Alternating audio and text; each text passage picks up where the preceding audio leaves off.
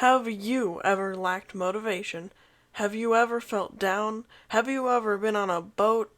Well, I am here to help with the first two, as here is the top 3 life lessons that will get you to write a book, get you motivated. Number 1, life isn't fair, drive on.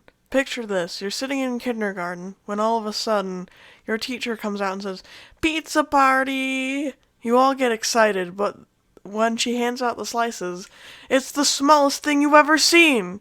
In despair, you look over at your worst enemy, John Nathaniel, and see that he got half of the whole pizza. How did that even happen? You scream at your teacher, "Why is John Nathaniel so big?" Your teacher answers, "You get what you get and you don't get upset." "Well, I am upset," you say back in a fit of rage, and then she says, "Well, I guess I'm gonna have to eat your slice for you then." Now, all because you complained about your bad situation, you have made it 10 times worse.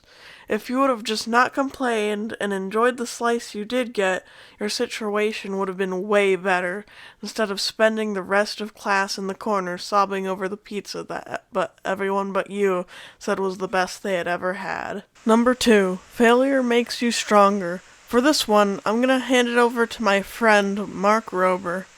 When Super Mario Bros. Came out, my friends and I became obsessed.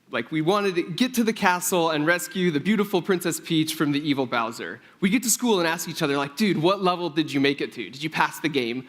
We never asked each other about details on all the different ways we might have died.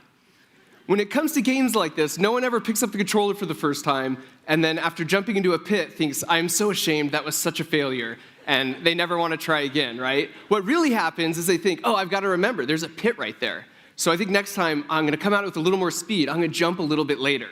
The focus and the obsession is about beating the game, not how dumb you might look if you get hit by a sliding green shell. And as a direct result of that attitude, of learning from but not being focused on the failures, we got really good, and we learned a ton in a very short amount of time. We were the right side of this graph. This is what I call the Super Mario effect, focusing on the princess and not the pits, to stick with the task and to learn more. As Mark Rober said, take your failures as a learning experience instead of a failure. Number 3, you can't go it alone. Having a partner by your side is very important for success. As the popular saying goes, 2 heads is better than 1. A partner can help you in many ways, including splitting up work, keeping you company, and having a different set of skills than you. Your partner can also keep you motivated and make you not want to give up as easily. Though never back down, never what? Never give up. Never back down, never what? Never give up. Let's run it. Let's go. You can also end up making a friend for life.